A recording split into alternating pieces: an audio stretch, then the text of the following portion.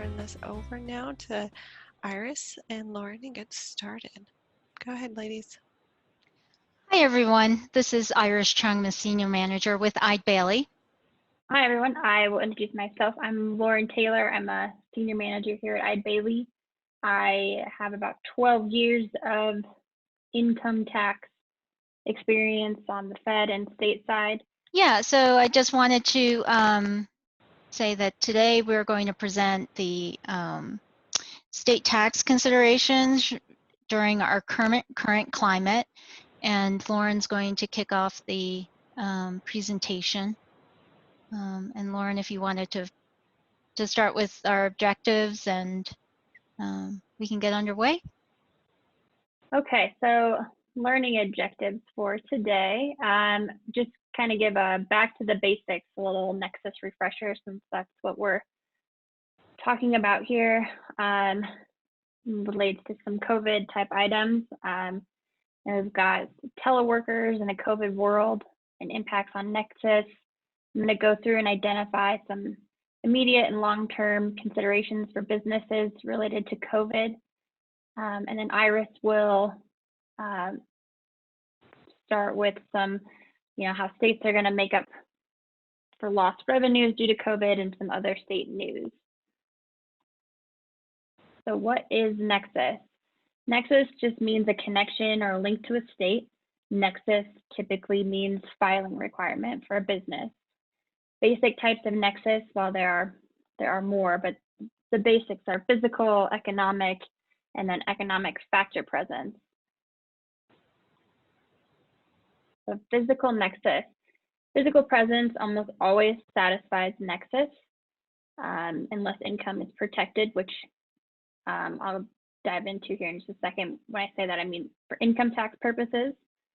If you're not aware, or maybe you've heard of Public Law 86272, and you do what I do and always have to try and remember what the heck that is, but Public Law 86272 was a federal law that was passed that prevented a state from charging a out-of-state business income tax on sales of tangible personal property. It does not apply to service businesses, just businesses that sell tangible property.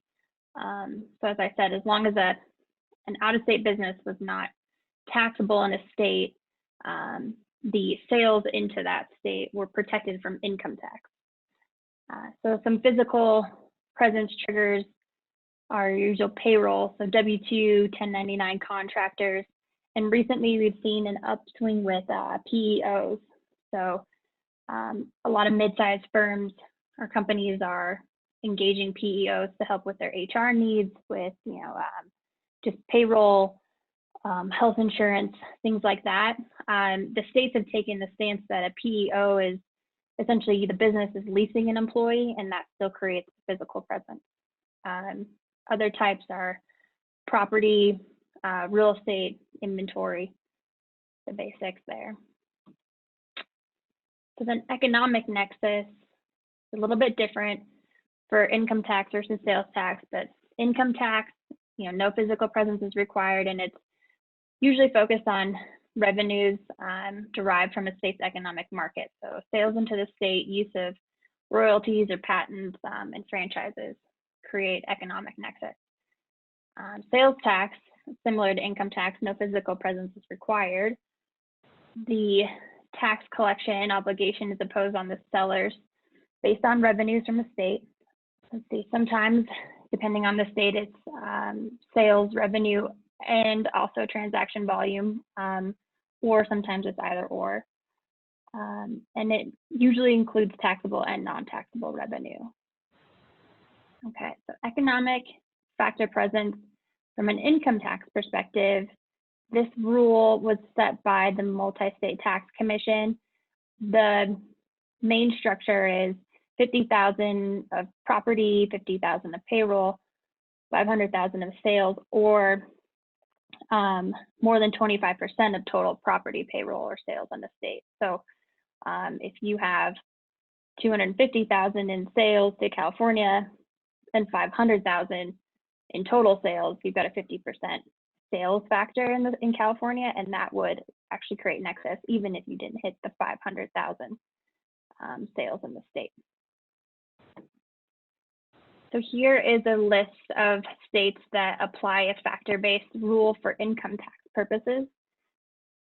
There's a handful, not a ton, but as you can see, there's a couple on here that I've asterisked that moved to this factor presence after the passing of Wayfair.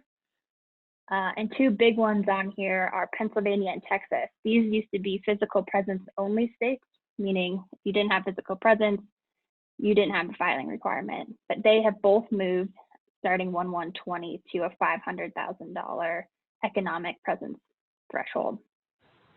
So this map here is going to talk about economic factor presence for sales tax. You know, the gray states don't have a sales tax. As you can see, the blue states are the states that say 100,000 or more into the state creates the economic nexus for sales tax purposes. That seems to be the common trend for most states. There are still two states that have not released guidance or set a Wayfair factor presence threshold, and that is Missouri and Florida. Okay, so next I'm going to talk about teleworkers in a COVID environment and impacts on Nexus for businesses. So this chart, while very sad, the blue states here say that, or at least have released guidance saying that a teleworker in the state due to COVID will not create Nexus for income tax or sales tax. Montana's the anomaly in there with no sales tax, but all the yellow states have yet to say anything. Some have issued kind of informal opinions. Others just haven't responded to surveys that, you know, the likes of like a Bloomberg tax or like a Checkpoint. These types of companies have set out surveys to the states asking, and a lot of them just haven't responded. Obviously, because most of it is they just don't know. So some other considerations. So you have not only just Nexus for income and sales tax filings, but you also have to consider your employees' withholding. Illinois says that a state or that a teleworker in the state would not create Nexus, but they go on to say that they still require a business to withhold for the employee who works more than 30 days in the state. So it's not as clear cut as we think, and it's something that's going to have to be looked at on a per basis situation. The other, consideration is workers' comp. Typically workers' comp is based on the location of the employee. So is that still the office of where they worked originally? Is that from their home? And unfortunately, there's not a ton of guidance there. So my recommendation would be to reach out to the states. A lot of them have like emails that you can send your tax questions to or call them. But typically the email seems to be the ticket for getting answers these days. Okay, so some immediate term considerations. These are just relief measures that we've seen so far due to COVID. State extensions for 2019, I think all but 5 states extended to the 7/15 deadline, which is unfortunately just right around the corner. Other things were, first and second quarter estimates were also extended. We saw a lot of states not necessarily extend sales tax return due dates, but the date as to when they could remit sales tax liabilities. Other things related to filing processes. A lot of states moved from a wet signature to an electronic signature. One thing that hasn't changed is power of attorney still require a wet signature. Audit, sales and income tax. Some have been suspended or waivers of time have been granted. And one other interesting thing I saw was a couple of states have released some guidance that they are looking to provide sales tax relief for businesses that sell PPE currently, which is personal protective equipment. But other things to note related to this is a lot of states that are in high disaster areas, so states that are typically have a lot of hurricanes in a year or tornadoes, things that are kind of more of the norm for them, they sometimes have regulations written in that during a time of national or a state declared disaster, they provide relief for those types of things, including employees working remote. I believe Texas is one of those. So just things to keep in mind during this time as well. Right, so long-term considerations.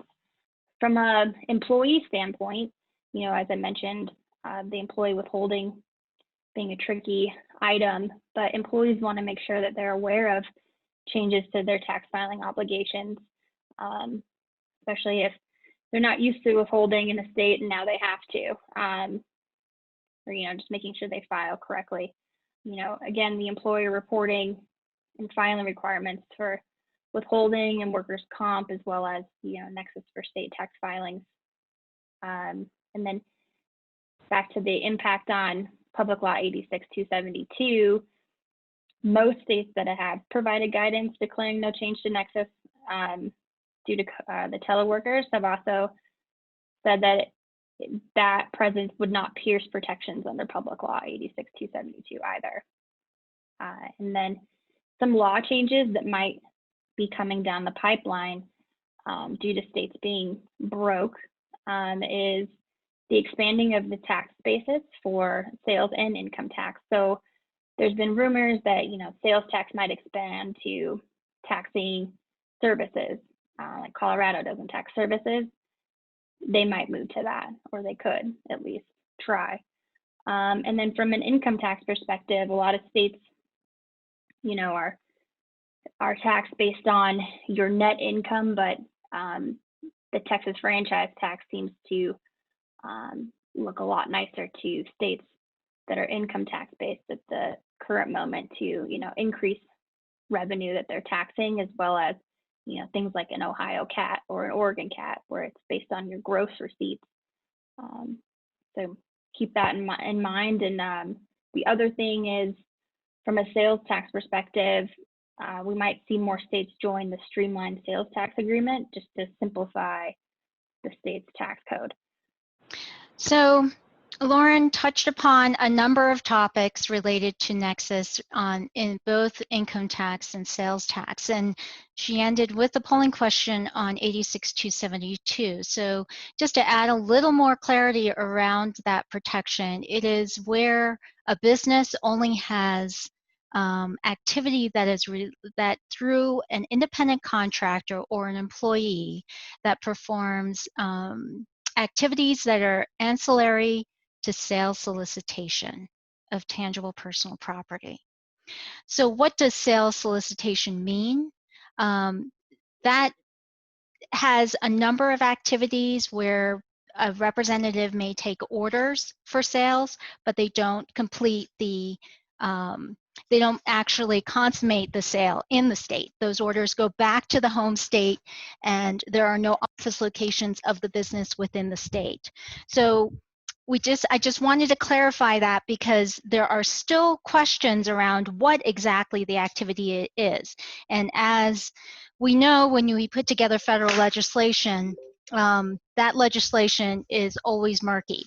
And to this day, even the states differ on what they consider to be activity, like the delivery of products in company trucks for a business. Would that create Pierce 86-272 protection?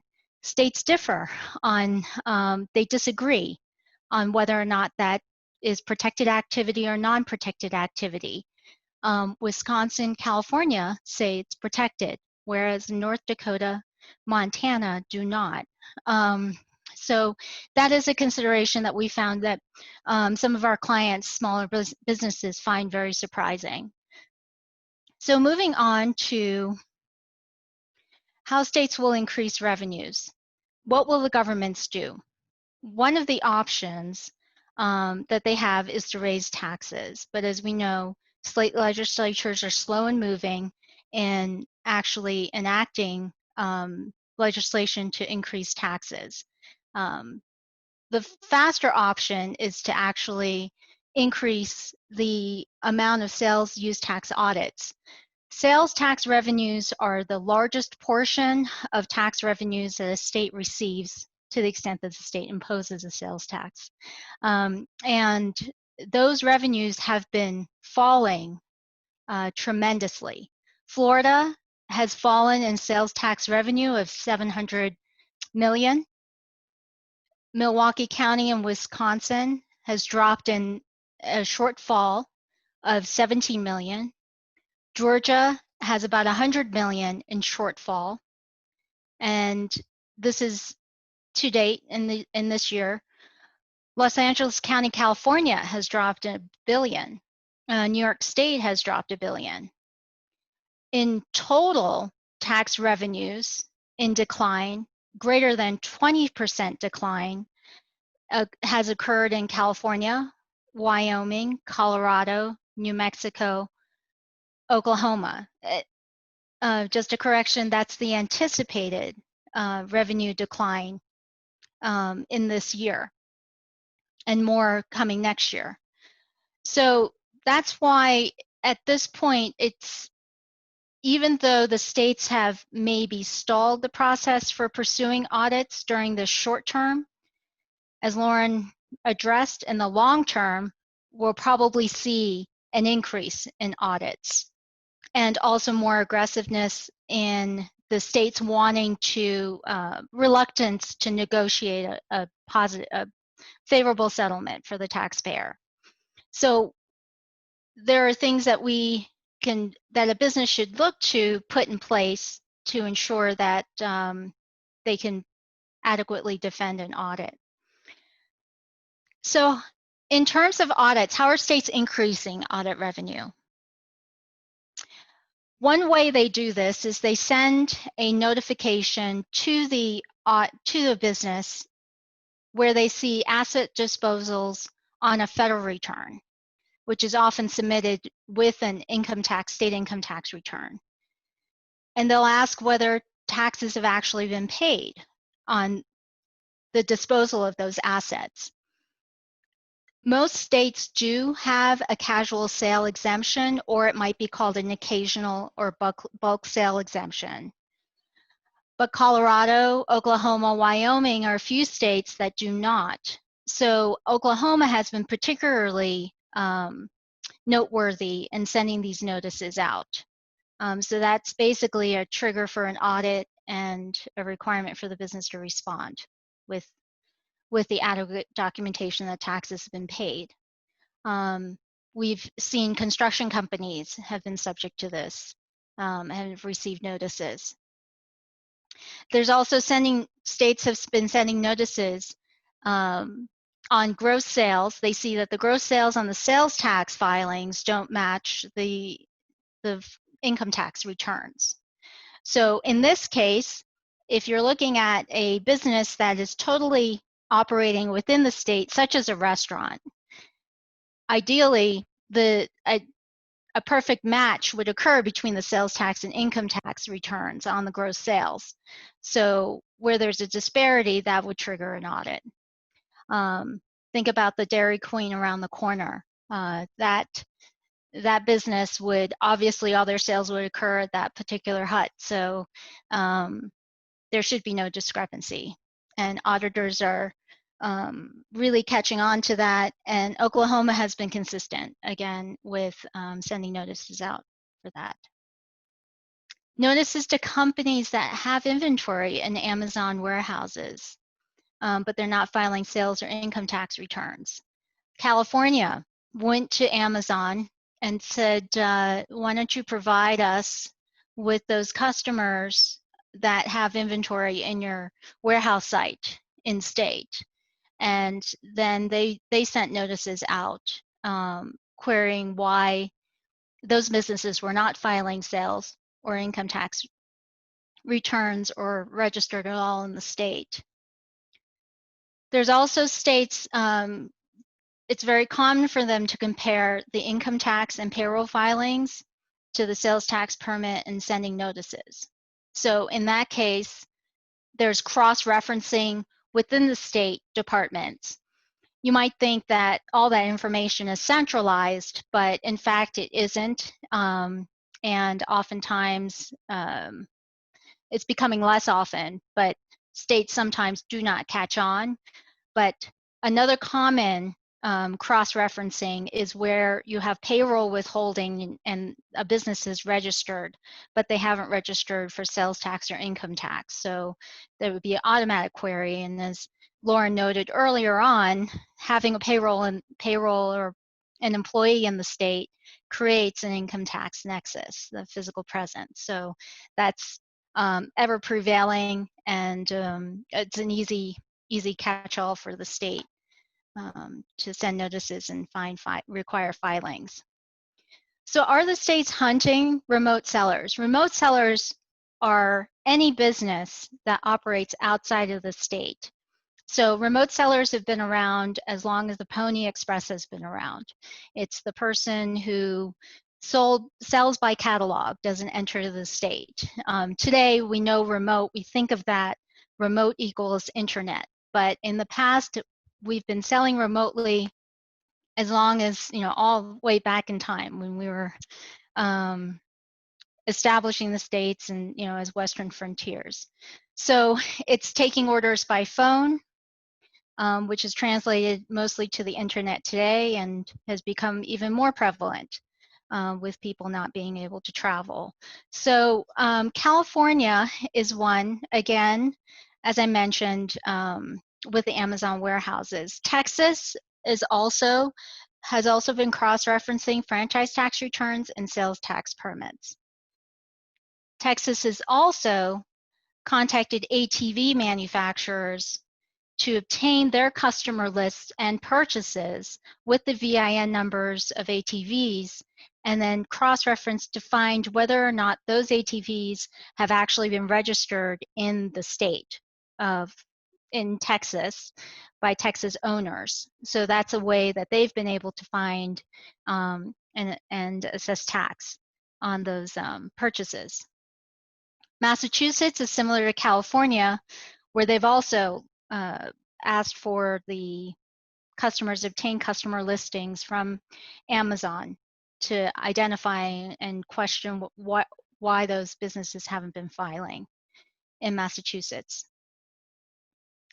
In New York, Amazon has also knows how much the states have obtained information on how much has been shipped into New York, so they know how much potential sales tax there is. And oftentimes states will issue jeopardy assessments with no other information. They'll issue a large assessment, and that encourages the business to respond. Essentially, that's the way they initiate an audit. For North Dakota, there's cross-referencing with withholding tax and sales tax permits.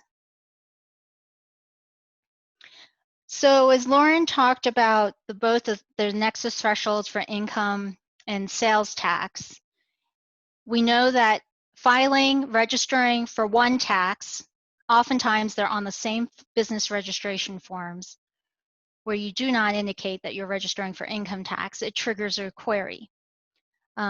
So it's possible that those forms also ask for information regarding whether you've had a legacy entity. Are you registering a new entity? Has this business conducted its operations under a separate name? Those are all questions that trigger potentially within the state's database. It could actually revive an old account. And then the state will generate notices from that. So it's all things to be aware of, especially if you've acquired a business and a going concern. So this goes back to the slide that Lauren mentioned on factor presence thresholds. Washington B&O is a gross receipts tax. It's not a sales tax. and they imposed a factor presence nexus threshold. And they reduced it down to 100,000 starting in 2020. The actual tax itself is reported on a combined excise tax return, and that's with the sales tax. So obviously, if you're registering for one, you would want to register for the other, because that's a natural, that would be a natural notice generating trigger if you didn't register for the one, or even file a return. The tax applies even if you've never physically entered the state. Again, that's the reinforcement that this is a factor-based presence threshold imposition of the Washington B&O. It's a 0.5% tax of gross sales in Washington, approximately. That varies slightly, and applies if Washington sales exceed 25% of total sales. Hawaii has a general excise tax. They do not have a sales tax. This is a 4% tax of gross sales. So it's essentially, it's their form of a sales tax. Applies if you never physically enter the state, because they have a factor presence threshold of 100,000. That was effective in July 1st of 2018, which many of you may know that the Supreme Court decision of Wayfair that was decided in June of 18. So Hawaii was one of the earlier states to impose this factor presence threshold of 100,000, which is the standard. Majority of states have this threshold for sales tax. So just want to emphasize that the threshold for sales tax of about 100,000 on the income tax side, fewer states have factor presence thresholds. So for income tax purposes, if you have 0 sales, oftentimes that creates an income tax filing requirement, doesn't necessarily create a sales tax requirement, filing requirement. So just another thing to note, to be aware of, and adds to the complexity of sales tax, of state taxes overall. The Oregon CAT is a new tax. It's a corporate activity tax. This is not to be confused with the Ohio commercial activity tax, although it was conceived from the framework of the Ohio tax.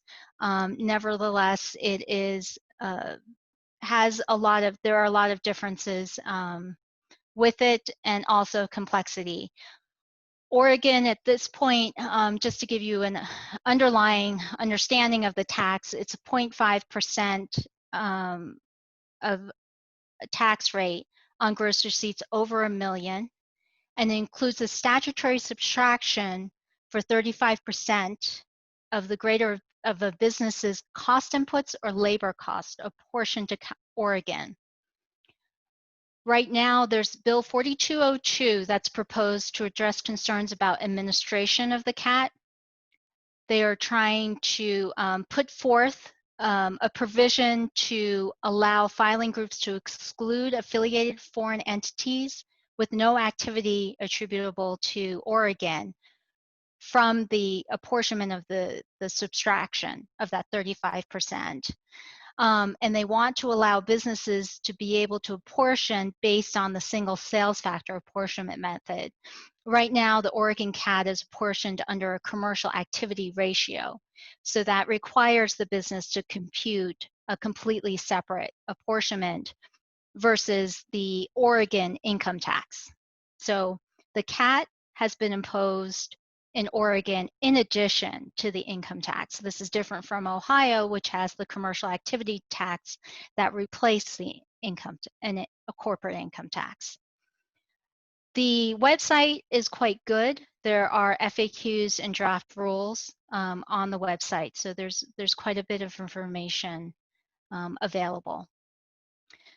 So again, to reiterate, in terms of registering a business in a state, you want to be aware of any potential historic liabilities, whether it was under a prior business name, a business that might have had a conversion from, let's say, a C Corp to an LLC, which for state purposes would be a conversion of entity, but doesn't necessarily change the EIN number of an entity. So you might find a business is registering for the first time, you might think, but as a going concern, it was operating as a C Corp and could have been operating under the same EIN number. So that would trigger a notice. And then the question would be, why didn't you file in the past? Has the business changed at all? Did you actually have a physical presence, factor presence, economic nexus presence in the state?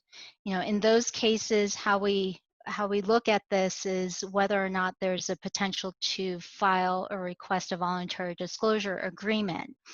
Oftentimes, the voluntary disclosure is a big disqualifier is if a business had been operating in the state. But for many small businesses which operate from one state location, but might be selling into a number of other states, but not entering physically present and entering, they may qualify for a voluntary disclosure because they have never filed.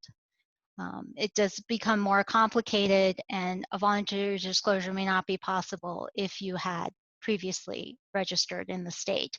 And the other consideration is if you've registered for sales tax but not for income tax, for certain states you could qualify for voluntary disclosure for income tax even though you've registered and you've been filing for sales tax. So those are all good things to take into consideration when you're starting to figure out what your state tax profile is, or if you've identified a state in which you have started doing business or might have been doing business in the past, but not necessarily have complied. Polling question number 3. What does the acronym GET stand for? Okay, we've got a smart group, 80% got it right, General Excise Tax, and that is the Hawaii sales tax, if you will. I will also add that the Hawaii General Excise Tax taxes most services as well. Typically, sales tax, I should say, historically, does not tax services. But the Hawaii tax is treated, it's kind of a hybrid between a sales tax and gross receipts tax, and it does tax services as well. So given the current climate, we know states are increasing their revenues. They're looking for ways to increase their revenues. It could be through audits. It could be also through legislation. They're also looking at teleworkers. That's typically a business that'll create a withholding requirement, and that will also increase the potential filing requirements for businesses, and it'll cause a shift and perhaps a permanent shift in where businesses can say they're doing business and required to file and have Nexus.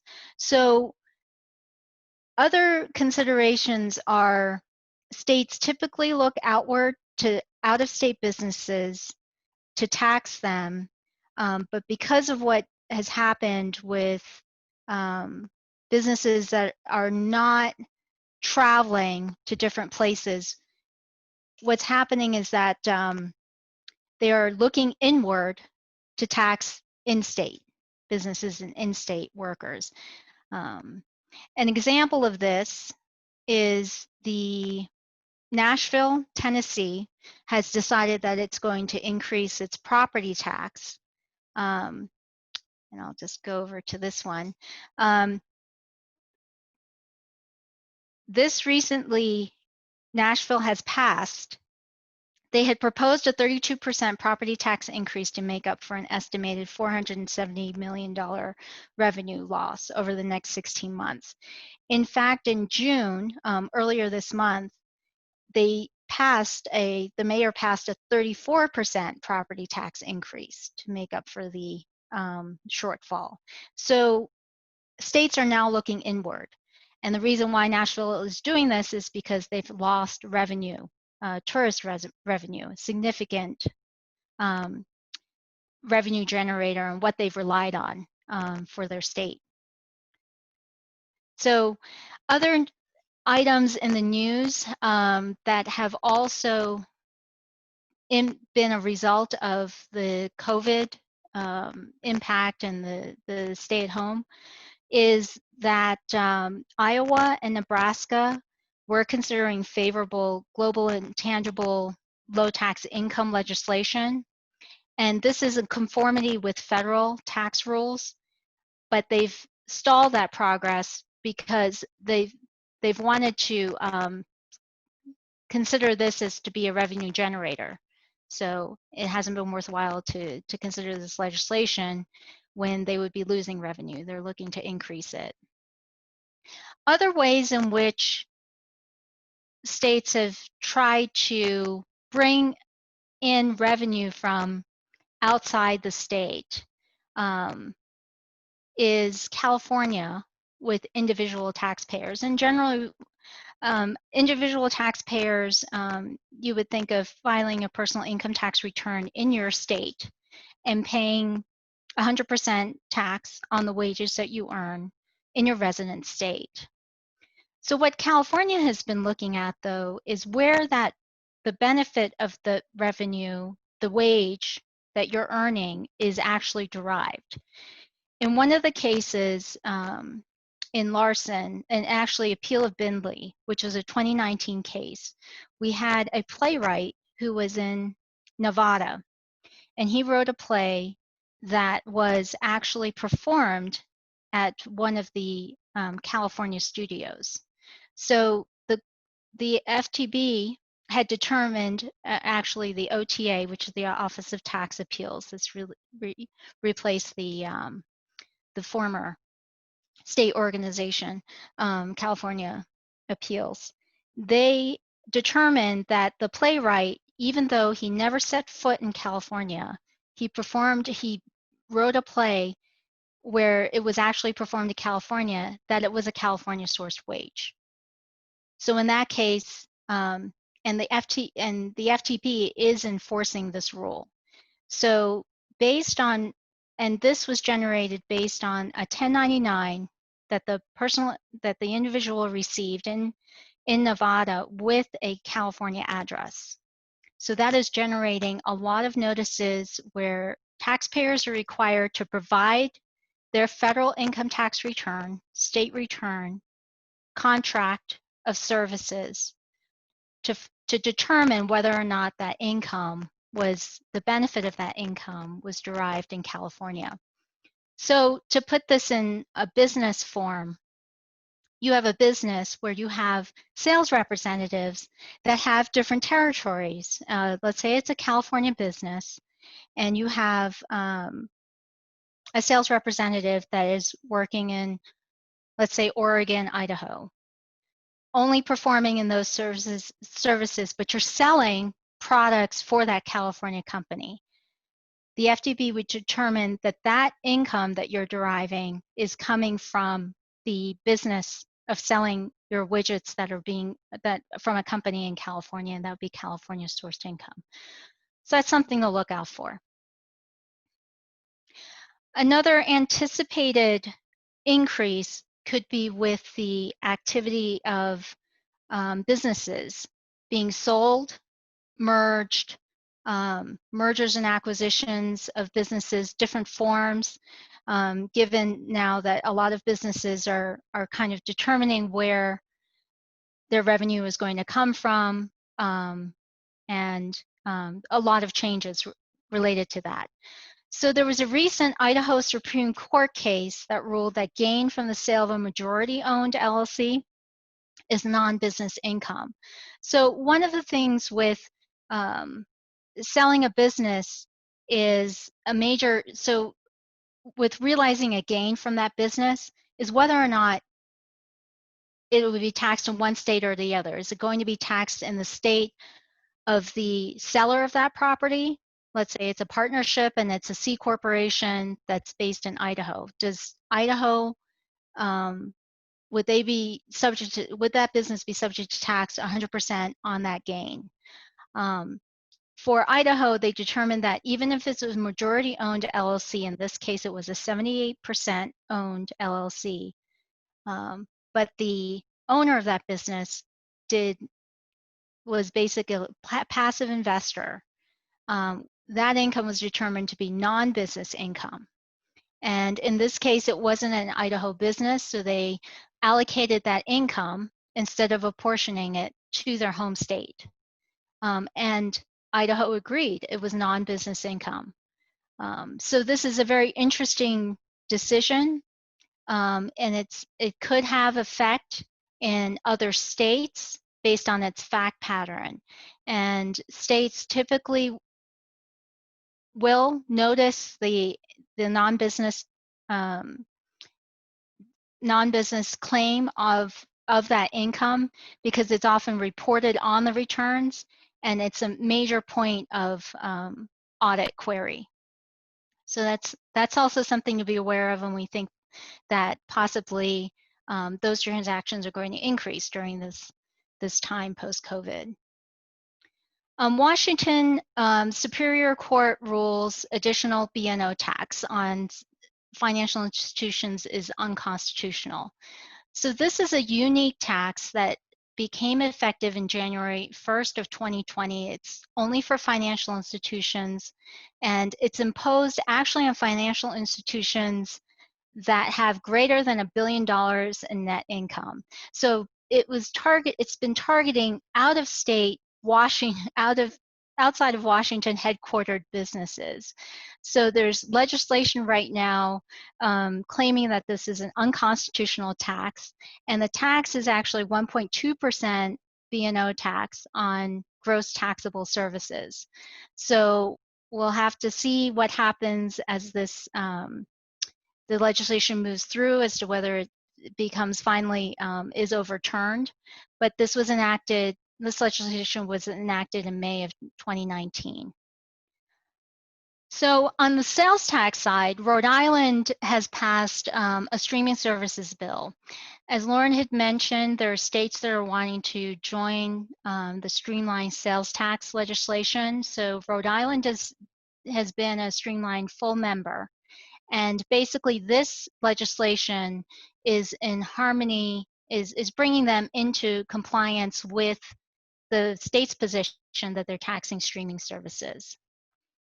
So to this point, since many people are not, and businesses aren't holding in-person concerts, amusement, going to the movie theaters unless they're a drive-in, Illinois has been at the forefront of, and I should say Chicago was one of the first to tax streaming entertainment.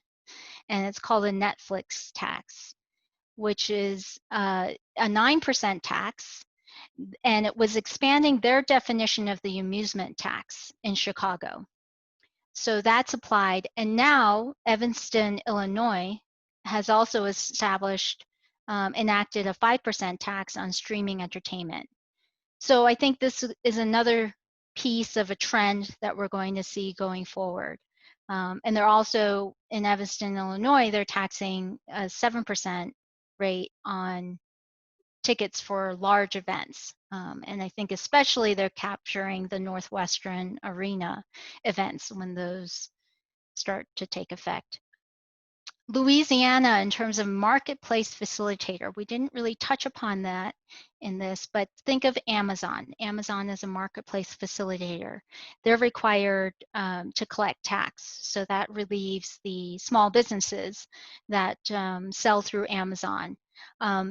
41 states have this legislation. Louisiana is one of the later ones to join, but starting July 1st, this week, they're going to impose marketplace legislation, facilitator Nexus. So Amazon will be collecting tax on behalf of the small sellers through Amazon. And we did talk about the Nashville tax as well. So that gives you a flavor of what the states are looking at right now in terms of legislation. The state legislature sessions have been postponed. They're starting to move forward. Some have just ended their sessions in favor of next year. But I think because of that, the timing of state legislation will effectively has changed, and there might be more legislation that will happen this year that in prior years traditionally would have been enacted by the end of this month, June 30th, which is the majority of states have their fiscal year end on June 30th. But I think with what has happened recently, a lot of that has changed. So we look forward to talking to you next time about more state tax legislation and current updates for states in the future. So thank you for tuning in. And I think, Amy, we can open up for questions. All right, looks like one question came in. How are states complying to the PPP program? So currently what we've seen is if states have even, released guidance on it, is that they are somewhat following the taxability of Fed, or at least that's the assumption. But there hasn't been a ton of guidance into that, or how states are going to conform to other adjustments with the CARES Act, with NOL carrybacks and other items. One more question for Lauren. Is there one collective reference for all of these changes? Unfortunately, not that I've seen. We use multiple sources, from Bloomberg to Checkpoint to CCH and Teleconnect. The AICPA website at one point was released information related to extensions of, income tax, sales tax, things like that. And I haven't looked there recently, but that might be a place to look that might have more kind of a collective COVID-related items for all states. All right, guys, if you do have any questions, please feel free to reach out to us. Otherwise, we'll give you 5 minutes of your day back.